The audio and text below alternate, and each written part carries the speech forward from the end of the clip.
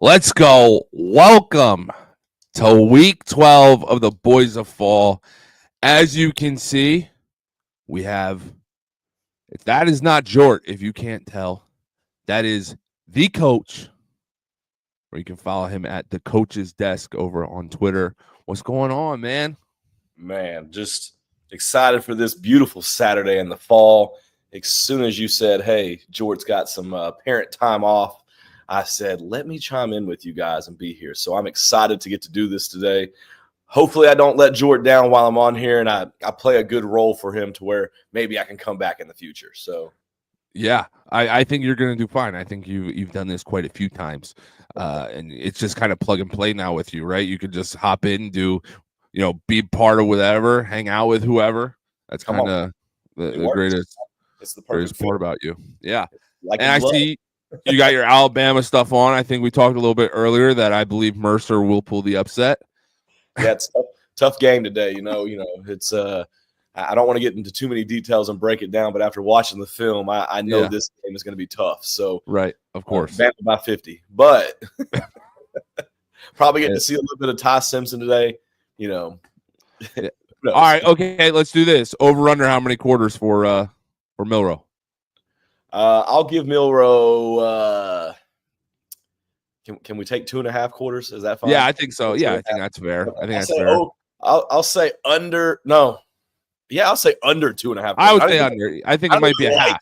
I don't even like taking unders, but I'm going to say under 2.5 quarters for him today. So. Yeah, I think that's a fair line. Absolutely. We have same situation as we usually have for you guys, where it's going to be 5 plays each, and then we do the dogs are barking.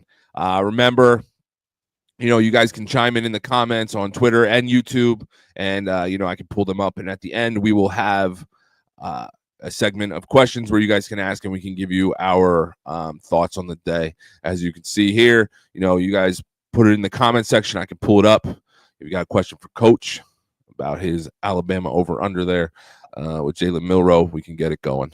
But let's dive right into it. You want to go first? I want to go first. What do you want to do?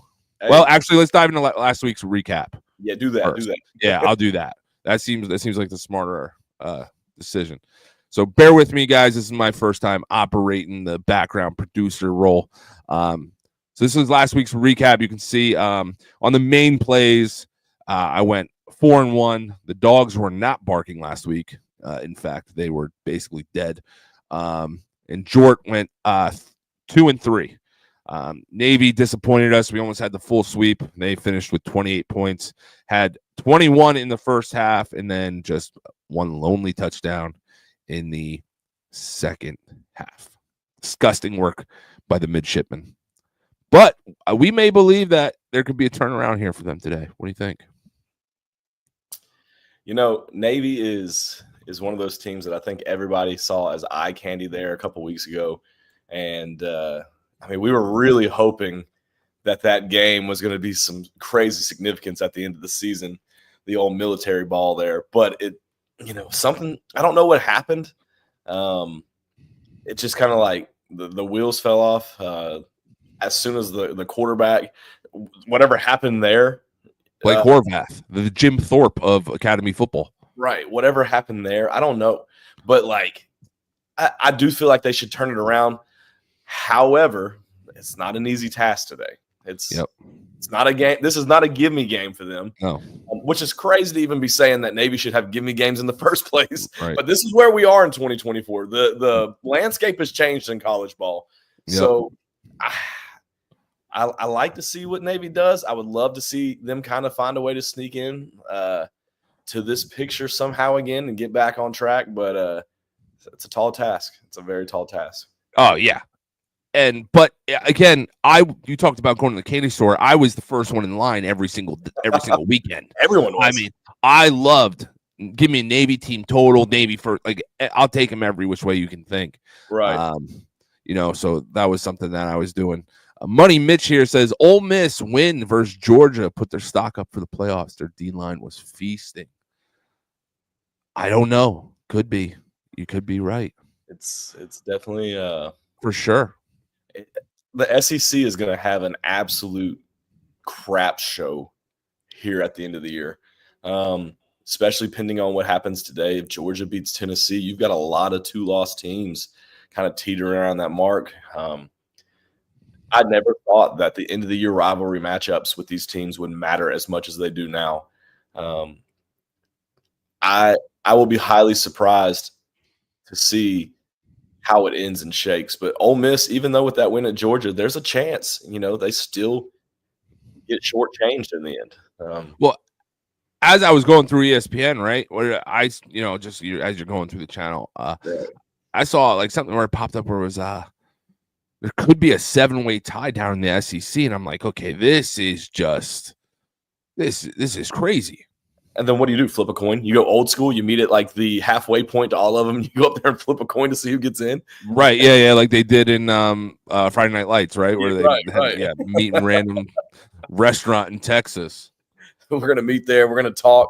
We're gonna flip a coin, and if you win, congrats. But at an undisclosed location too. It's wild. But this is, like I said earlier, this is the moment we've all wanted for years. This isn't the 4-team. Like, we're not sitting back. Like, imagine if the 4-team playoff was still here. Like, you're now stressing, like, who's the 4 you put in? This is the most parity we've had in college football in years. And now people are playing. Like, these games at the end of the year matter. You no longer have a 1 or 2 loss team that's sitting here like, dang, we're out, so who cares? Like, you got teams that'll have their guys. They're going to be playing all through the season now, and it matters. They're not going to sit out these pointless bowl games that 12 teams are going to be playing in. You're going to have a great product now. So yep. No, they should have done this a while ago, and that seems like the easy answer, right? But it was always right there in front of them. Easy. Yeah, when you have 136 teams, 4 just doesn't seem right, especially when you. How can they get this right at every level but Division I college football? Right. Like, everyone. There's so many things that are still broken about the game, like even pass interference being the 15-yard penalty. Like, just make it a spot foul. Like, come on. Like, everybody wants points. Like, kids are grabbing 90 yards down the field. Like, let's move people down into the red zone.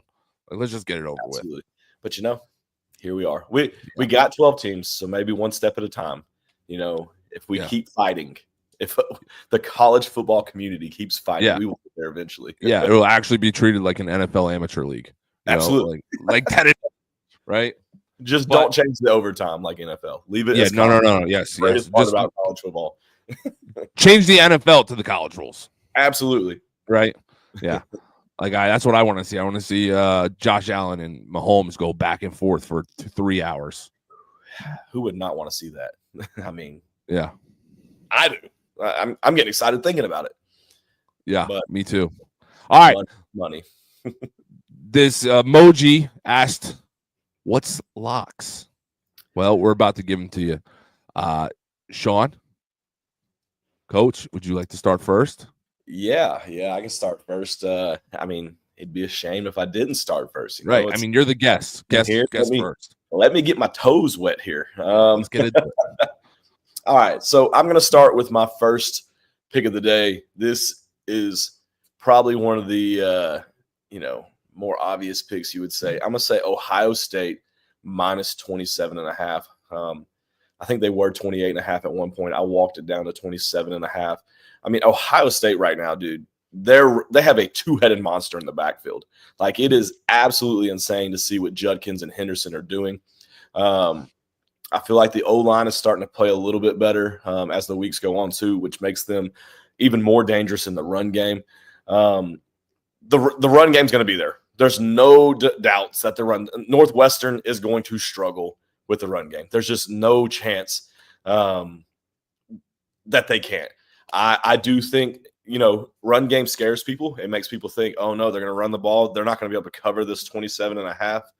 However, I will be surprised if Northwestern gets in double digits today for a score. Like, I'll be highly surprised, which means if they don't get in double digits, Ohio State doesn't have to honestly hang 50 on them to cover this. It could be, a 28-35 game. Northwestern may not even score.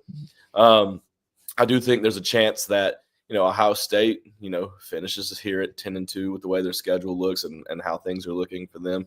They still have their bigger matchup and rivalries coming up, but they do need some of these scores to go in their favor. So if point differential matters and they are a 2-loss team at the end of the season, like this could play out, I could see this being a game where they want to run the score up to prove a point as time gets a little bit closer to the end. So they want to host a playoff game. I don't know why you wouldn't want to be the home team in a playoff game, but Ohio State minus 27.5 is my first pick for the day. So I love that pick. I'm like a Northwestern guy in the sense that, like, what you're going to get with them every single week, right? You're going to get good defense. But when you see them go up against a team like an Ohio State, you're like, yeah, no, I'm not even coming, right? Because this is the game where they get slaughtered.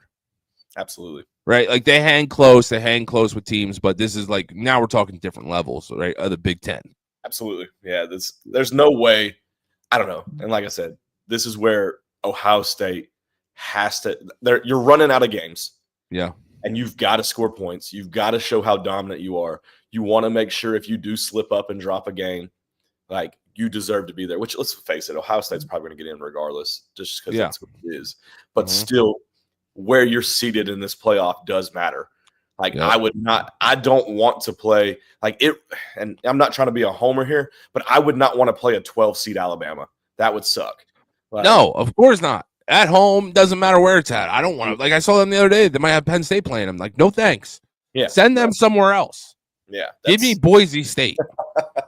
Yeah. And I'm not knocking Boise, but we're talking it. different levels of football here. Yeah. And you're talking about, people that have been there before, people who've been in the big stage, like, and that's not just them. It's any of these teams that have been in the playoffs for multiple years now. Like, you don't want to face teams that have been there before this early in the playoff. So I do think this is a statement game. So every single regular season game is basically like a playoff game down the SEC. So I don't want to play in Alabama where the whiteout's not going to affect them at all. Like, they don't care.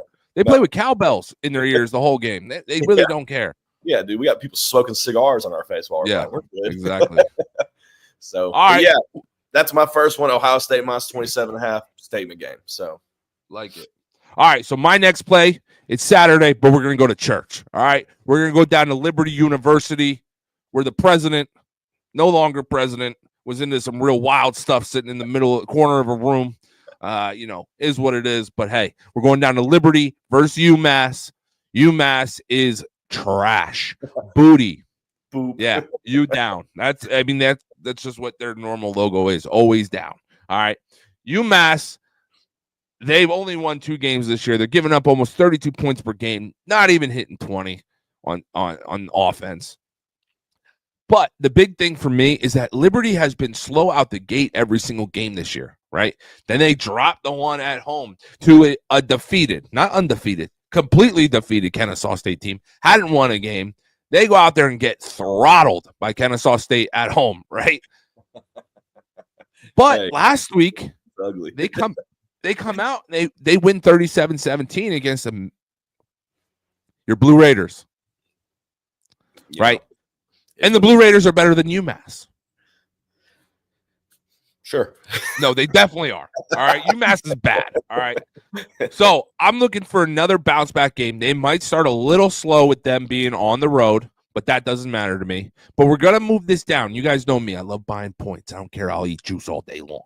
So we're going to buy it down under that 14. It jumped to 15, but you can still get it 13.5 on DraftKings at like minus 131. So you know my rule. Anything minus 150 is a fair game. So we're going to take Liberty minus 13.5. Buy that extra point. I don't think it matters. This is a 3-touchdown game for me, but just buy it down. Just play safe. No reason to lose money when over a hook. So we're going to go Liberty minus 13.5. And I actually like this right here. Deal the Cards dropped a little collab for everyone for free. Liberty money line, John Jones money line, Bo Nickel, the Penn State great. Hey, I like the Liberty pick. I mean, the Minutemen are probably literally going to last a minute in this game, and then it's going to be out of the water. I don't see a scenario unless Liberty just comes out and plays flat as ever, which we've seen, this season a couple times. But I don't think that's the case. We're like you said, these games get a little bit more significant towards the end of the year. I think this is another game where Liberty has to say, "Hey, we're still relevant. We're still here. We're present." I do think the Minutemen, though, will fall. Oh, yeah. Yeah, like I said, this is going to be a 3-touchdown game. Could be even worse than that. But, yeah, I believe heavily what I saw last week. Liberty finally woke up. They had that loss, and they come out, they win by like 10, I think, the next game, and then, boom, wake-up call. I think Chadwell has these boys finally playing. So that's what I like. But we kick it back to you for your second play of the game, the day. Yeah. So we are we're gonna ride to the SEC here, okay? I am going to take in my next one. Now the line has changed a little bit. At the time that I took it, you could still, buy your points how you want them to, and you can get this line where you want it. It's still good odds. But I took Texas minus 12.5 at the time. The line has now jumped up to 13.5, I believe, the last time I looked. This game for me, Texas is in a situation to where they are the only SEC team that controls their destiny at this point. Like, they're not going to need any help. They're not going to need anything. If Texas just wins, they're in. They're in the SEC championship. They're in the playoff. They have no quarrels that are facing them. And when you control your own destiny, the pressure, I'm not saying it's completely off, but it does become a little bit more relaxed. I'm here. Cameron just does this. So the pressure does come a little bit more relaxed. So 3 of Texas' last 4 SEC wins have been by at least 22 points. 2 coming against teams that are very comparable to Arkansas in quality. Like, Arkansas is that team that they're not great, they're not bad, they're just kind of there. They're in the middle of the road. Arkansas's defense has definitely kind of fallen off on the second half of the season compared to where they were the first half. There's a lot of things that are riding for them. They've changed, how they're doing things a little bit on defense. Their single biggest weakness on defense is their passing defense. And unfortunately, Texas has quarterbacks. They have a starting quarterback and a backup quarterback that can sling the rock all over them. They have receivers that are fast. I mean, one of them used to be a Bama boy and Isaiah Bond. Texas is going to prefer to pass the ball. It's proven. Now, Texas can run the ball when they want, but Texas has this scoring offense that should be able to bounce and put points up quick. This game may start off to where it looks like it's a little bit, first couple drives to where it might look like it's going to be tight. But I do think Texas pulls away. I do think they cover the 12.5. I'll even go as far as at the line at 13.5. I don't mind it either. I like it too. I do think this is at least a 2-touchdown victory for Texas. So, yeah, I think that this has the opportunity. I think Texas is going to roll. But the points I love too. It's an Overs Club only members type of day. It's always hopefully that. Always, yeah. Overs only. Stress me. Yeah. If you know. But speaking of the Overs Club members only, we're moving right into it. It wouldn't be my type of Saturday if I didn't give you a team total. And there's only one state to go today where we can go get ourselves a team total. All right. Come on. And that's down there in Texas State with the Bobcats. All right. They're going up against Southern Miss. You heard that right. The biggest thing for me is the fact that Texas State is going to be able to do whatever they want, specifically on the ground. All right. They have a mobile quarterback. Their run game's really good. I mean, this is a team that is giving up 246 passing yards and 214 rushing yards every week on average. 214 yards on the ground is crazy, just on top of almost 250 yards passing. Absolutely. All right. This is going to be a 500-yard, easy yard day for the Bobcats. They're averaging also like 350 yards a game. I think this is going to be one where you're going to see a lot of busted run opportunities. Texas State's going to get up early. We're looking at probably like 28 points in the first half, potentially in the 30s. So this is a no-brainer for me to go Texas team total over 41.5, right below that key number of 42. I believe it's minus 130. But the Bobcats are going to roll. They got this kid. He's like a junior. I think it's like Mahdi. He's got 162 touches with almost 1,000 yards. right? So on top of that, this Southern Miss team is giving up almost 6 yards per carry, right? And then you got Jordan McLeod as a mobile quarterback that can, throw a beautiful deep ball, but also has the ability to move his legs. I love this play here. Give me Texas State team total over, you know what it is, going up 41.5. Love it. Yeah, I don't mind that either. I do think that's definitely I love those spots just as much as you do when it comes to placing bets. I do see that one being a game that could easily cover that spot, especially when you buy it the way you buy it. I have no quarrels with that pick. I actually really love that pick. I'm going to take that pick myself. When we get off air, I'm going to do that as well. So yeah, that's definitely a solid pick. And the value's there. It's good value for what you get it at. I mean, there's no doubt. And sometimes, 40 is a little bit too high, but when you're going up against a team that is giving up this type of yards on the ground, what happens if they get up 28-0 and they just start to run the ball? Well, they can't stop that either. Yeah. Right. No. So they're going to have a tough time. The team total was 41.5, Trent, for Texas State over, obviously.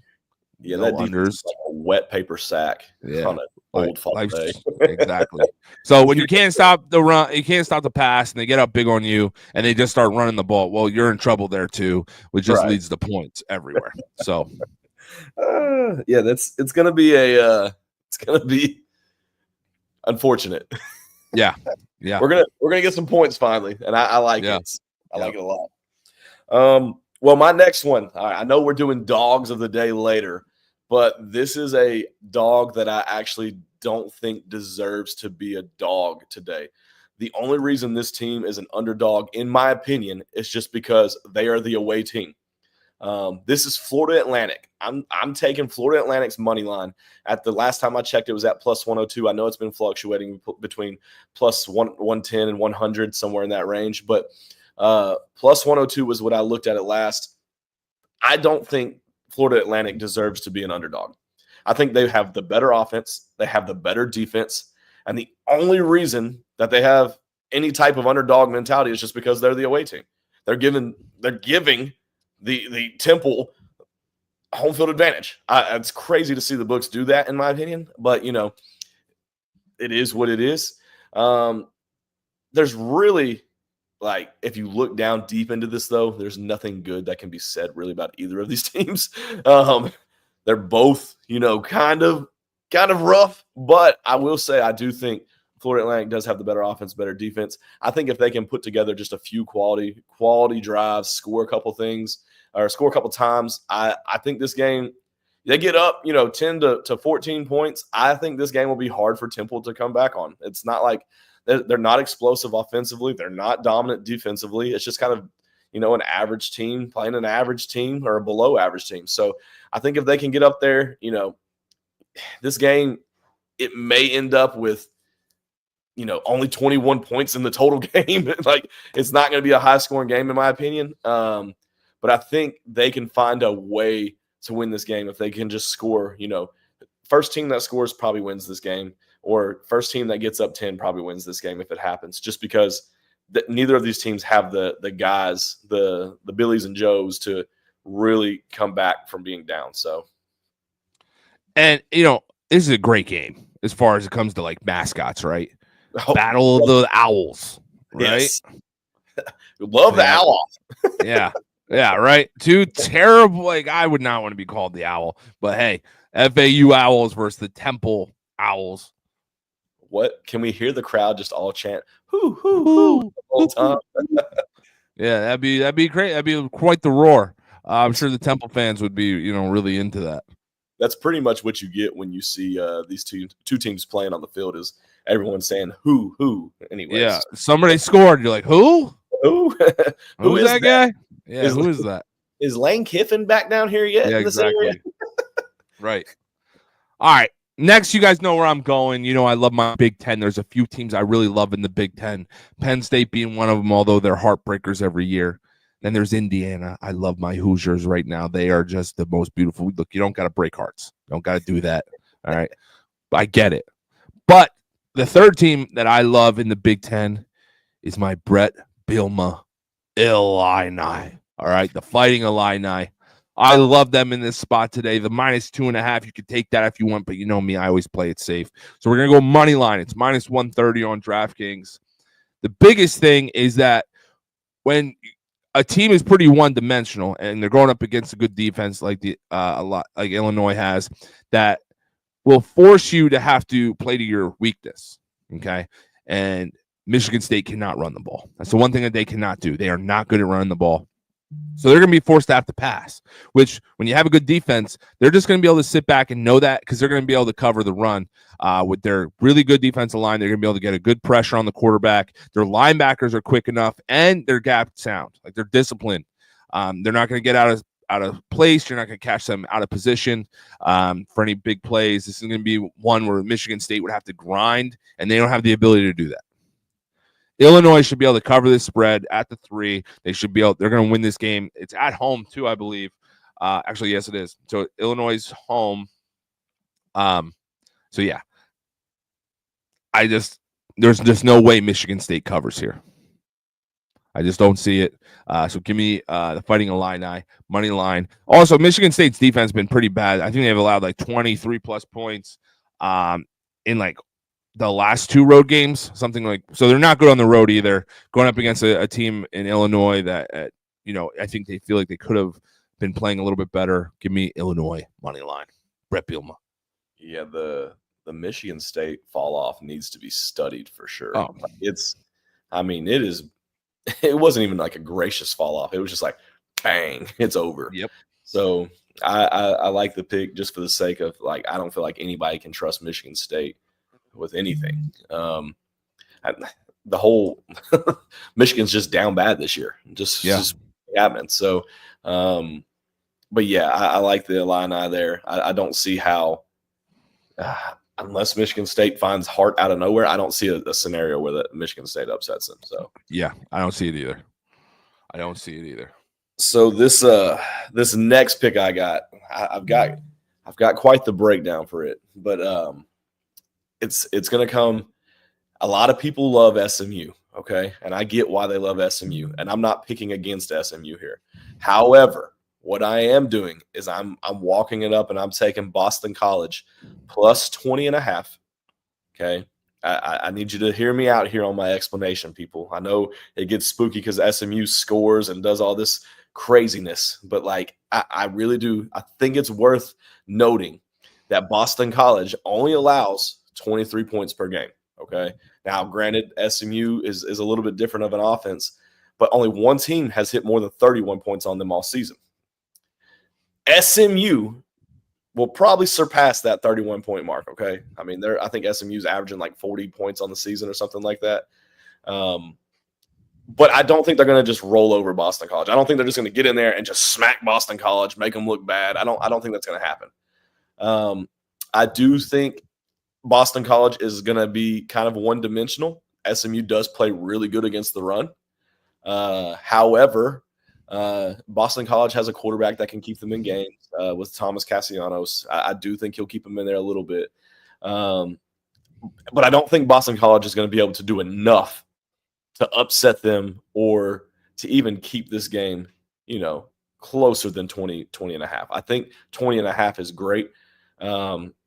I do think SMU will face some issues offensively at times because I do think Boston College's defense is tough enough to do it. But also people don't remember. I don't know if y'all remember last year, Boston College at Fenway Park. What'd they do? They stunned SMU last year. So I expect them to cover this 20.5 in the rematch at least. I know that's kind of a wild line and wild number, but I just don't think SMU comes in there and dog walks a team that upset them a year ago. So I agree. And SMU was one of those teams where I was on early, heavy. And then, they came out and it looked like, oh, hold on, this is not the team that I expected to see. So, yeah, I'm glad to see that they've came back around. I'm excited to watch that game today. Boston College has been a surprise this year, in a sense, right? Like, obviously, we were on them for Florida State early on. But, Castellanos, was he ruled out? Don't know. Could be, but yeah, I'll look now.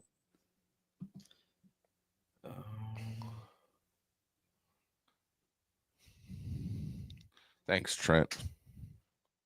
Messing up the show. No, you're good. You're totally good. I didn't know he was ruled out. Oh yeah, Castellanos, dude, he left the team. I didn't even realize he left the team. Yeah, dude, that's something I didn't even pay attention to, that he left the team. Well, so I mean that's baked into the line, right? And then the other thing you gotta. So this is what one that stinks about being a college football fan. There's 136 teams. It's really hard to keep up with everything that goes on, right? So so it doesn't even matter because he left the team because he lost the starting job. Right. So it's not like he was hurt. He lost the starting job. I'm still with it. I mean, how do you enter the portal week 12? Like this is crazy. Like this is the stuff that is crazy, right? These kids just doing whatever at this point. I mean, listen, it is what it is. But maybe he wanted to get in early. I don't really know how it works, but that's crazy. How do you just leave your teammates behind? The guys that you've grinded with. So this guy that's starting, Grayson James. See, I mean, obviously, you can't keep up with everything that happens in college football, but what is his what? Oh, this dude may be better than. I mean, okay, so I think we're gonna be fine. Looking at briefly, I don't have the time to obviously dig deep in this at this moment because we're on air. But I will say this: I still like the line. It's not changing my opinion. Right. Well, it's baked into it. It's baked into it, but also Boston College is always going to be a run first team. They're going to try to run the ball in SMU. They're good defensively. Guy who's watched Bill O'Brien coach his team. Bill O'Brien's going to not do anything crazy. He's not trying to throw tons of deep passes anyways. He's going to get into play action and just dump it off in the flats anyway. So that doesn't take a guru to do that. I picked the 20.5 by Boston College was their defense. I think their defense can hold and keep this game closer than what people think. So, but yeah, still riding with it. Not changing my mind. I like it. Yeah. No reason to go back on it now. It doesn't, there's just no reason to do it. I agree. Bill O'Brien will have them ready. Obviously that's baked into the line. If you want, I think what you took it at 20.5. Yeah. Mm-hmm. Yeah. I mean, just buy it up a point if you want, right? Just get that extra, get that football number covered. But I still think it's fine. It's good to go. Yeah, I think it's fine. Yeah. All right. So next, we're going to head over to JMU versus ODU, the battle of the acronyms. I love it. Old Dominion versus James Madison. If you're in Virginia, I'm sorry because you definitely can't bet this game. But I love JMU here. I understand that ODU needs this game. They got to win this game to have a real shot at, I think, becoming bowl eligible. They're not there yet. But this is just, you're giving me JMU, who's the better team, the more consistent team, with just -3. I have a money line because just like the Illinois game, it was -130. The biggest thing for me is that James Madison is one of the best second half teams in college football. You want guess what they're giving up in the second half, points per game? Well, I'll let you. 5. 5.8. So almost 6 points in the second half. That's what they're averaging points per game. All right. Yeah. When you got a team that's out playing like that in the second half, that means that they make really, really, really good adjustments at halftime, which is coaching, right? And then it's also the players. But their ability to go in at halftime and make adjustments. So don't freak out. If they're losing by a little bit in the first half, just trust in the fact that game after game after game, this team has proven that they can come out in the second half and make the adjustments necessary to win. That's the biggest thing. In these type of games, when you got lines like this, you have to roll with the better defense, right? They're both offensively relatively the same team. So what's the difference here? Well, it's the defense, and that's proven in the stats and the data. I hate unders personally, but if I were okay with doing unders, this would be a game I would take the under on. I believe both of them have been unders like a lot, like all season they've been like pretty much cashing them. Let's see. I think I have some things written down. Let's see. 7 of JMU's last 8 games as a favorite have gone under, and then the last 4 ODU games in this month have gone under. So they're under teams. But again, I don't like really looking at the months, and because teams change year over year.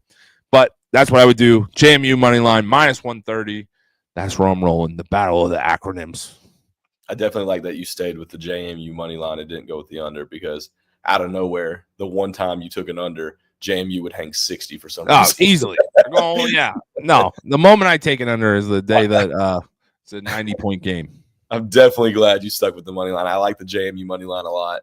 JMU is one of those teams, man, that, started the season. It looked like there was some promise there, and, they were playing neck and neck with some big folks, and then out of nowhere, they just fizzled. Well, they no longer have Kurt Signetti.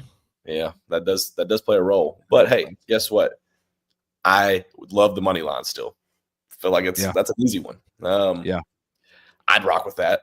But my last pick for you guys, before we move on to our next segment and Ty gives his last pick. My last pick for you guys, we're going to go with the number 1 team. We're going to go Oregon minus 13.5. At the time when I took it, it's 13.5. This line keeps fluctuating like crazy. Oregon's won their last 4 games by 21-plus points. They're covering the spread in 3 of their last contests. Oregon's defense has only given up 18 points in the last 8 games. I don't see how Oregon doesn't do this. I mean, you had other teams with more or less efficiency covering this number against Wisconsin. Wisconsin's one of those teams that, they're known for their hard defense and stuff like that, but they're just not the same as they've been in the past. I don't think this is going to be the deal with them today. The Badgers haven't been able to play defense like they have in years before. That's just simple. This isn't that Wisconsin team you're used to where it's like, we're going to come out and play gritty defense and then run the ball down your throat. It's not the same vibe. I do think Oregon's going to score. The question today will be, can Wisconsin keep up with Oregon and when they score? And the answer to that is, I don't think so. I don't believe they can. I do think Oregon wins this game. 13.5, I feel like, is a great spot to get them at.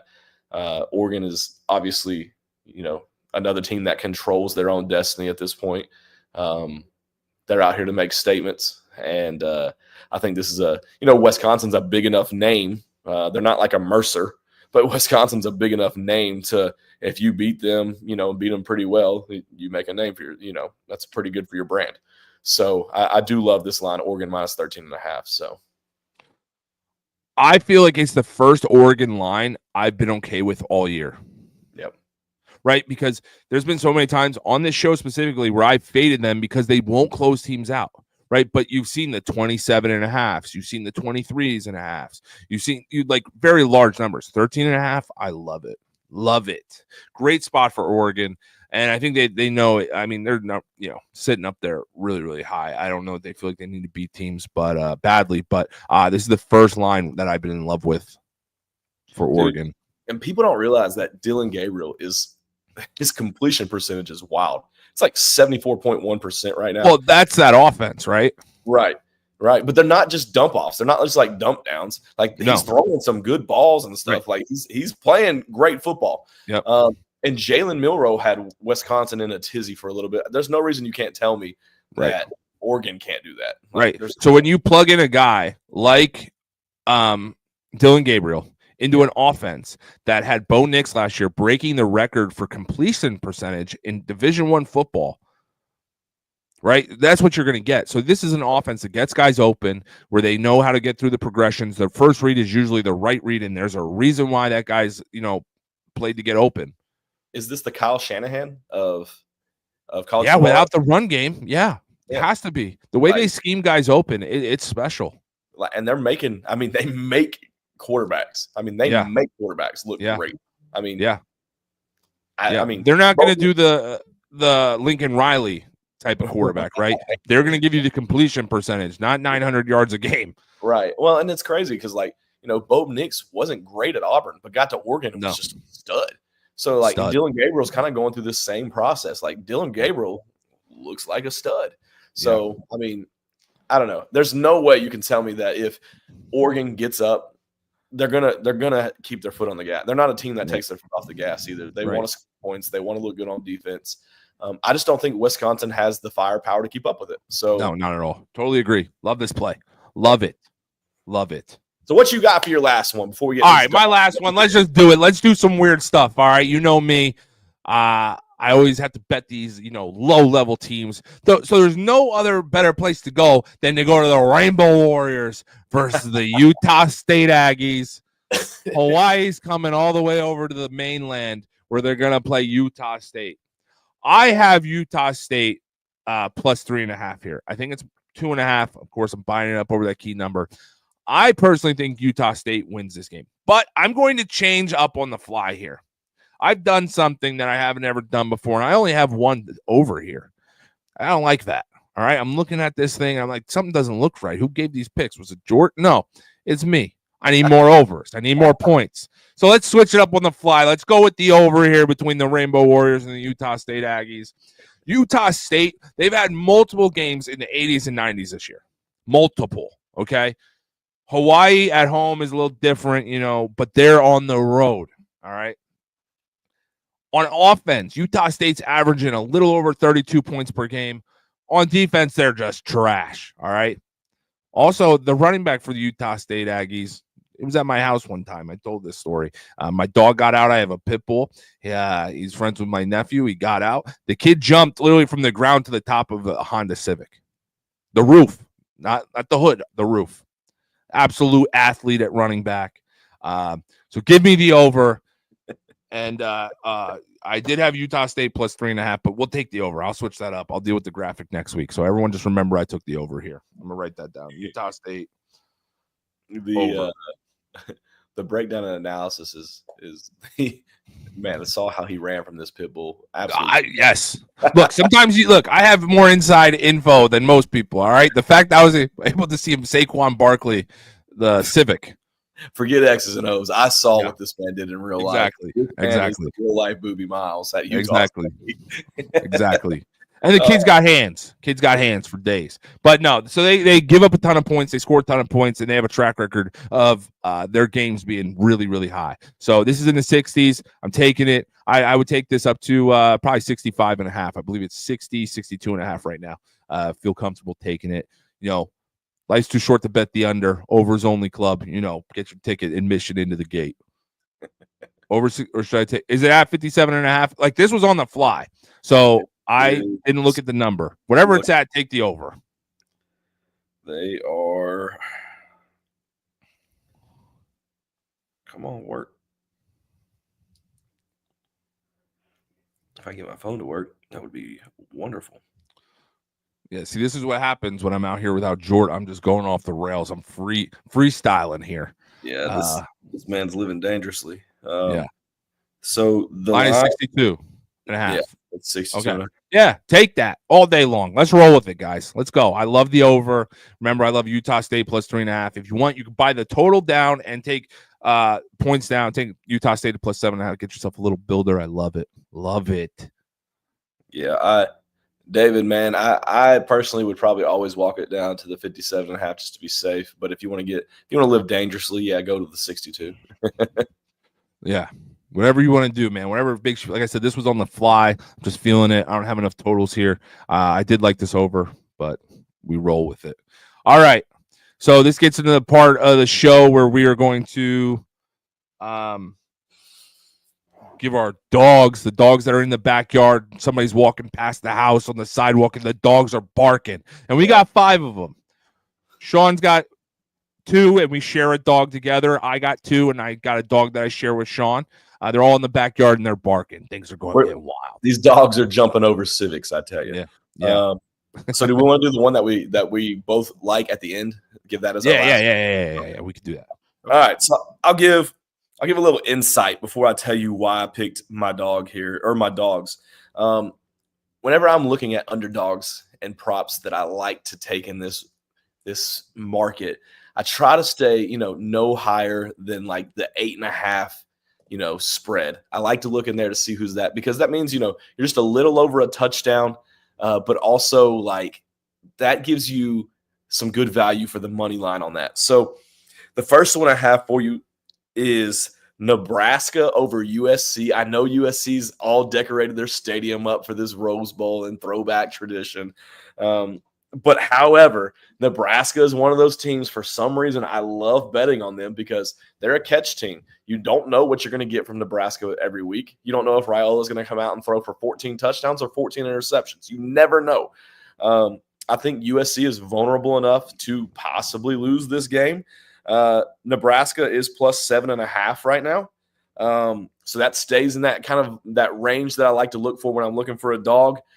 You can get their money line for plus 10 for plus 210 right now. So if I'm taking a dog, give me Nebraska as my first dog of the day. These are dogs, baby. I love it. Love it. We'll just go. Let's just get nuts. So, David, you asked Nebraska plus 14.5. I mean, if he's rolling money line, you might as well, take the 14.5 and then sprinkle money line. You know how that goes. But again, guys, we'll have that section at the end of the show where you guys can put in your questions on certain games, and we'll give you again, there's a ton of games, but we'll do our best to give whatever insight we got. All right. So obviously I want like Utah State plus 3.5. So I was sprinkling money line. So we're gonna go Utah State money line. My second one, it wouldn't be a stream if I didn't take an academy team. So where I'm headed. I'm headed over to Air Force, the Falcons money line. First time I'm taking them this year. Feels good. Feels like the right time. Air Force money line. My second one, Arizona State. I'm there with you. Another plus 7.5 on the spread. Yep. You can get their money line for plus 240 right now. Yep. So they're playing Kansas State today.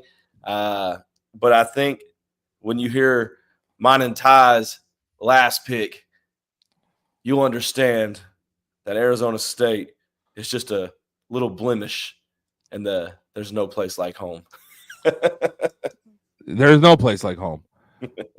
And we're okay with Kansas State losing because there's only one thing we're going to do. I say rock, you say chalk. Rock. Chalk. Rock. Chalk. We're going Kansas all day long. Give me the Jayhawks money line. Me and Sean's money line play of the day. I love it. We love it. We love it. This is a perfect time and a perfect catch game for BYU also. There's no other explanation. We both didn't even have to discuss this. I sent him a dog. He sent me a dog. It was the same one. We knew it immediately. We were in destiny right there. Yeah. This dog needed a home, so we co-adopted him together. We're cohabitating with this dog in the backyard, and he's barking loud. I'm telling you, Daniels is going to go nuts. He's got to. He's got to. And like I said, dude, this is the perfect catch game. It's the perfect catch game in BYU. It's in BYU too, right? Oh, yeah. Dude, perfect. It's perfect. There's nothing. And they should have lost last week. They should have lost last week. Are we going to get goalposts ripped down in this game? I don't know. BYU's up there. Could be. Utah State, Air Force, Kansas. Yes, those are all the dogs. I want to see them ripping away teams, goalposts down so bad. Yeah, that's all I've wanted to see in my entire life. I want to see someone go in there and rip an away team's goalpost down. Yeah. Oh, I mean, I thought it was going to happen when we were at the Penn State Ohio State game, but reality set in early. But all right, we'll open up the floor to you guys. Do you guys have any specific games? I know there was a bunch that was in here. Okay, here's one right here: Georgia or Tennessee. I'll let the SEC guy discuss that. Man, I'll tell you this: the quarterback play for both teams has been a little abysmal compared to what it should have been. There was a lot of hype around both of these guys to be just studs this season. This game is going to be won on the ground offensively. I think ETN is out for Georgia. The last I looked, he wasn't playing, I believe, if that's correct. Dylan Sampson for Tennessee is an absolute just stud for a running back. I would love to see him possibly in a Cowboys jersey next year because we need someone to run the ball. Right now, our running back room is me and Ty. But if I'm breaking this down, it's kind of hard to figure out which one of these teams. It's going to be who plays the better defense and who runs the ball better and which quarterback makes the less mistakes. I know Nico's got the concussion or whatever that injury they're discussing, head and neck, shoulder injury, whatever. It was a concussion, but they just don't want to admit it because they'll get in trouble. That injury is kind of looming, but Nico's not been the guy that's tried to win them games all season. Tennessee surprisingly has played defense this year. I don't think for this game, I'm going to take the home team. I'm going to go Georgia. Georgia's coming off of a loss, a bad loss at that to Ole Miss. They're going to be bitter. Georgia is in a must-win situation. If Georgia loses today, they are out of the playoff. There's no way for them to bounce back in unless just a meteor hits the rest of the SEC teams and they just decide to crumble.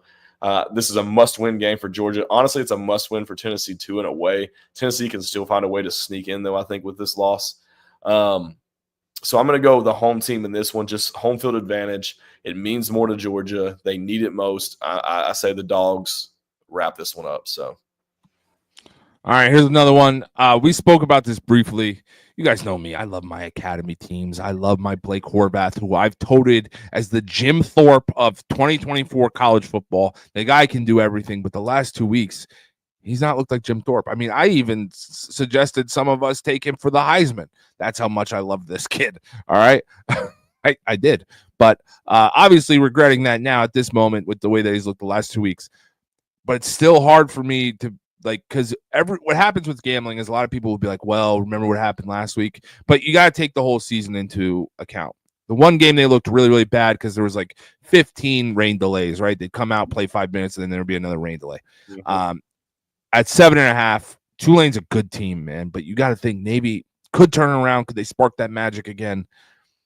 I don't know. But if I was betting, I would not be taking Tulane. I would be taking Navy with the points.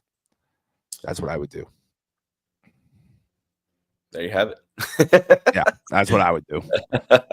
We got Clemson versus Pitt. For me, I would take the under, and I don't like unders, but that's where I would be with this game. I think this is going to be a defensive game. Yeah, Clemson, they both slowed down the last few weeks also. Clemson's really stepped up defensively these last few weeks. I mean, night and day team. I mean, you looked at the first couple games, you thought Clemson was dead on water. Like you thought it was a wrap, but defensively, man, they're playing great. Yeah.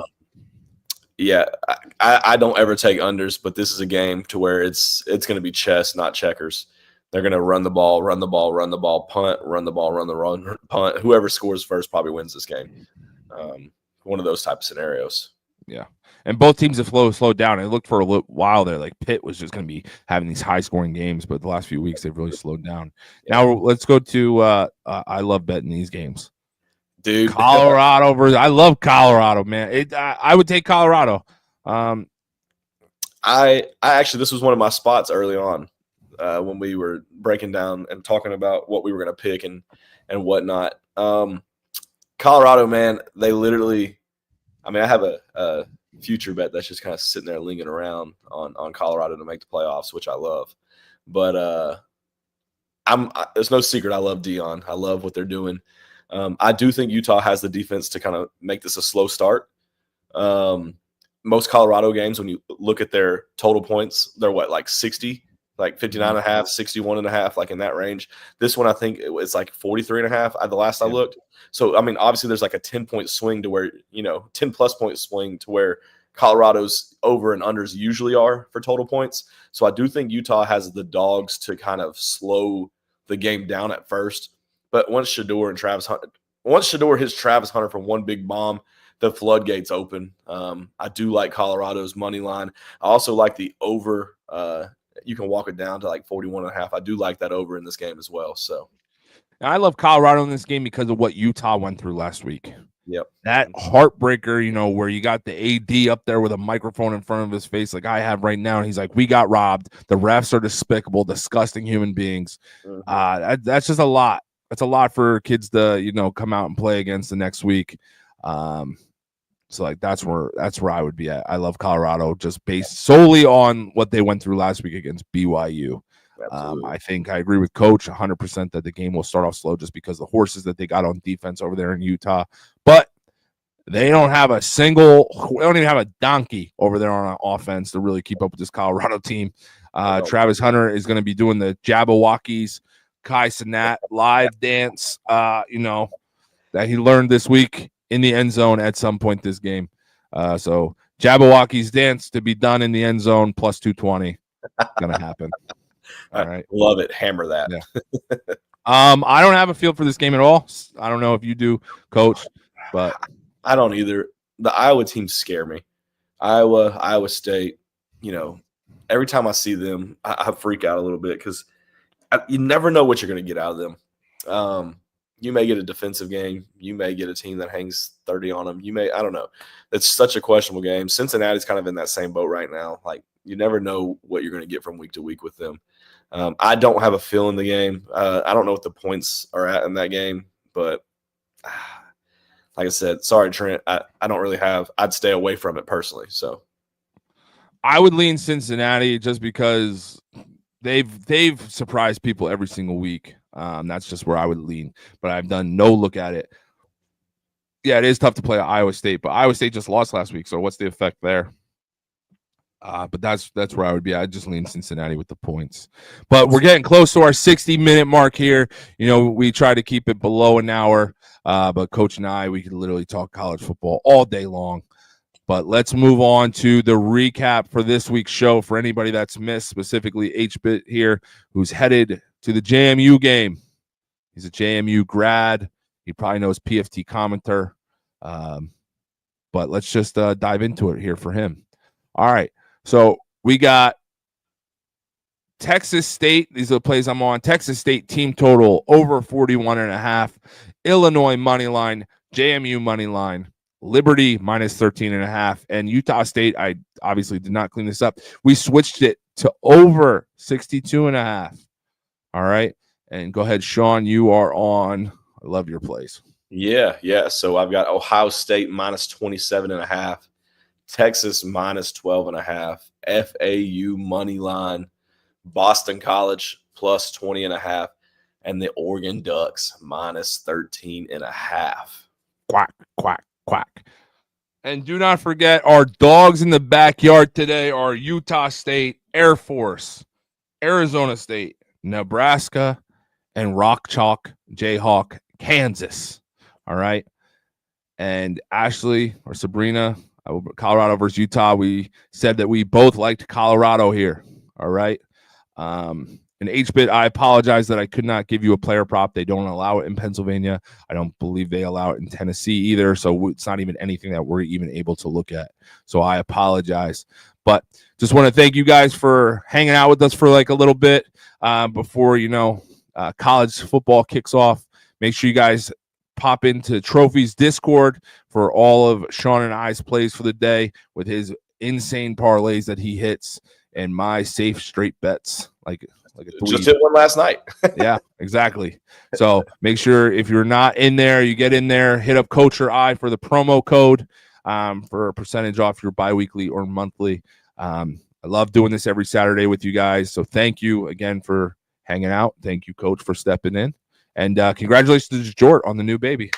Yeah, shout out to Jort. No free shout outs, but shout out to him. No free shout outs. Exactly. All right, guys. You have a great day. Thank you so much. See you guys.